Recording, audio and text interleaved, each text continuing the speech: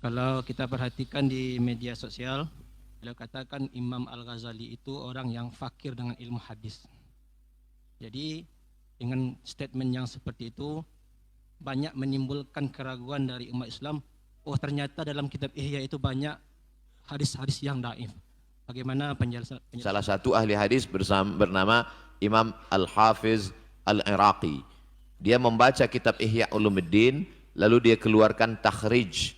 Takhrij artinya menuliskan status hadis-hadis yang ada dalam kitab Ihya.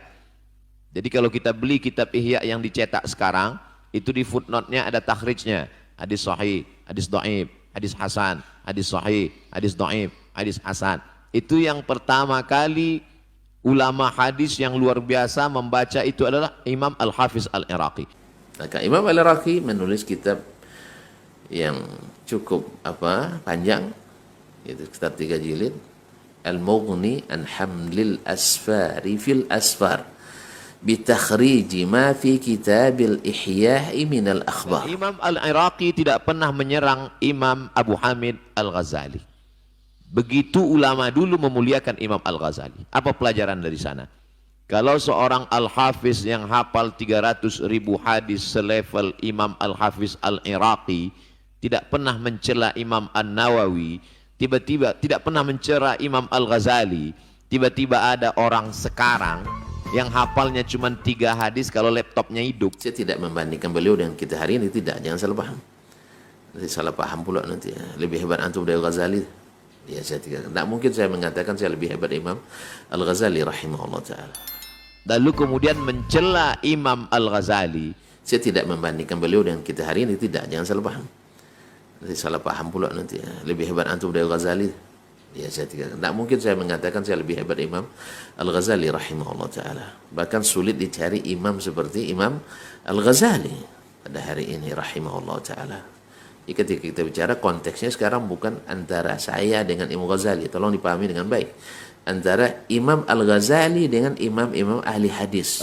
Ustadz Sayyid Agil Al-Munawwar, kata beliau dalam salah satu video, bisa dicari di YouTube, saya ketemu beliau. Imam Al-Ghazali menempatkan satu hadis, dia tanya Rasulullah, ya Rasulullah, hadis ini boleh apa enggak aku riwayatkan? Ya Rasulullah, hadis ini boleh apa enggak aku riwayatkan? Oh, kalau begitu batallah ilmu hadis, baca kitab Al-Munqidh Minadh Dhalal. Imam Al-Ghazali ketika dia sudah selamat dari hasad dengki, 11 tahun dia meninggalkan majlis, dia kemudian berkhalwat sampai ke maqam ma'rifat,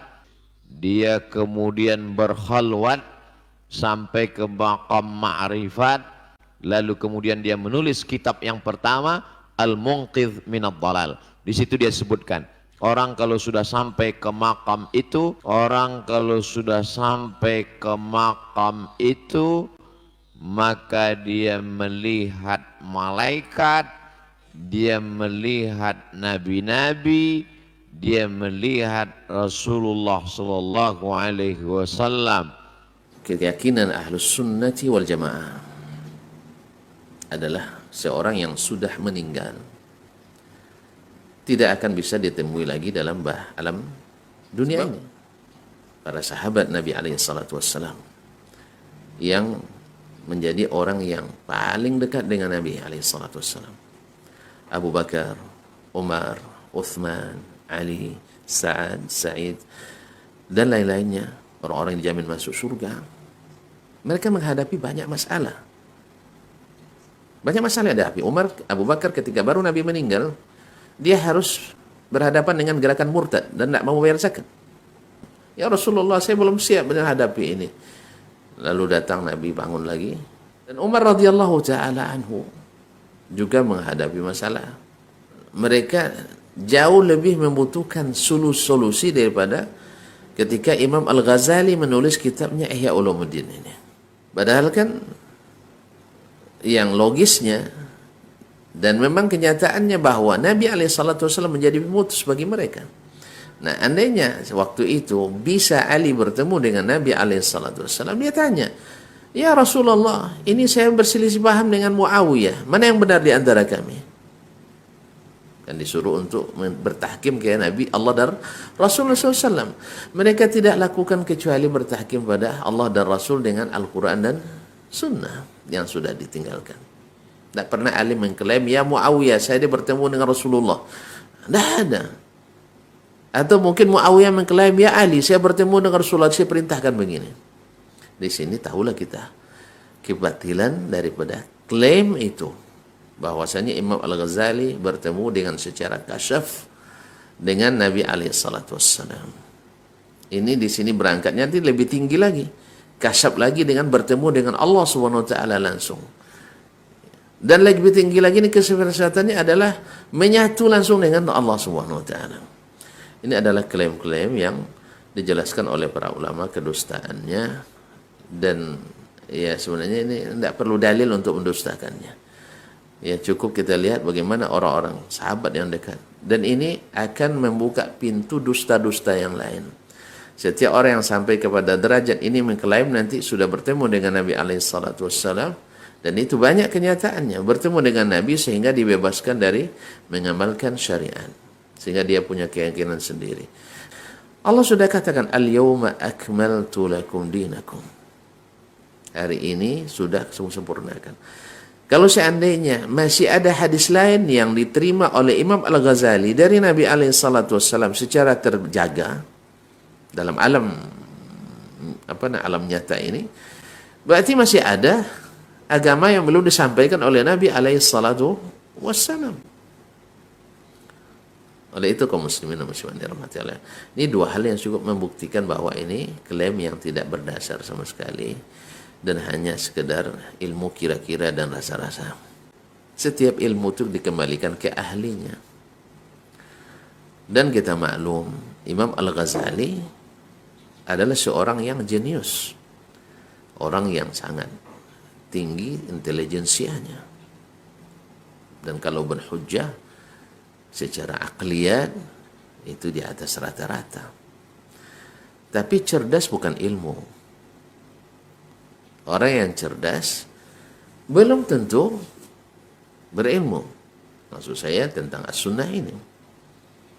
Maka Imam Al-Ghazali rahimahullah ta'ala, karena tumbuh dengan pemikiran-pemikiran, beliau hafiz Quran.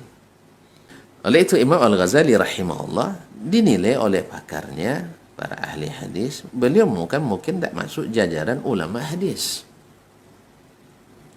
Tidak masuk jajaran ulama hadis. Dan tidak dianggap sebagai ahli hadis.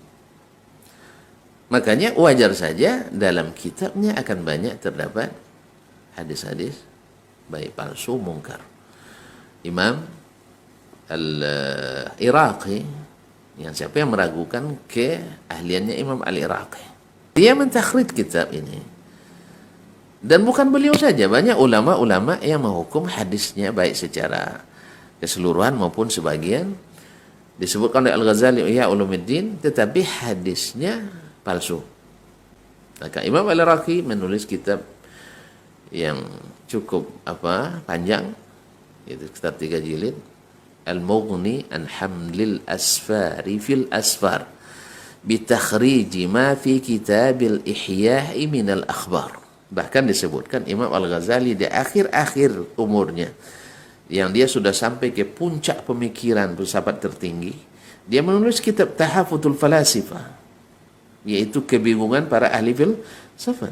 Makanya dia menulis lagi kitab Iljamul Awam an Ilmil Kalam, mengekang orang awam dari belajar ilmu kalam. Kaum muslimin dan muslimat dirahmati Allah, Imam Al-Ghazali meninggal dalam keadaan mempelajari kitab Sahih Bukhari seperti disebut oleh Imam Az-Zahabi.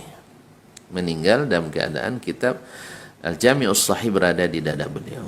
Karena dia kembali paham bahwa sesungguhnya jalan yang tidak buntu itu adalah Alkitab dan Sunnah Nabi SAW. Kalau bertemu Nabi dalam keadaan hidup, ketiga bahwa Imam Nabi tidak kembali hidup lagi. Beliau hidup di alam barzakh hidup, tapi di dunia lagi dia tidak balik. Kalau balik, kenapa para sahabat dulu tidak pernah minta solusi dari Nabi SAW? Karena banyak masalah-masalah berat yang dihadapi ya terjadi pergulatan kekuasaan antara Bani Umayyah dengan Bani Abbasiyah. Kenapa Nabi tidak keluar untuk mendamaikan mereka?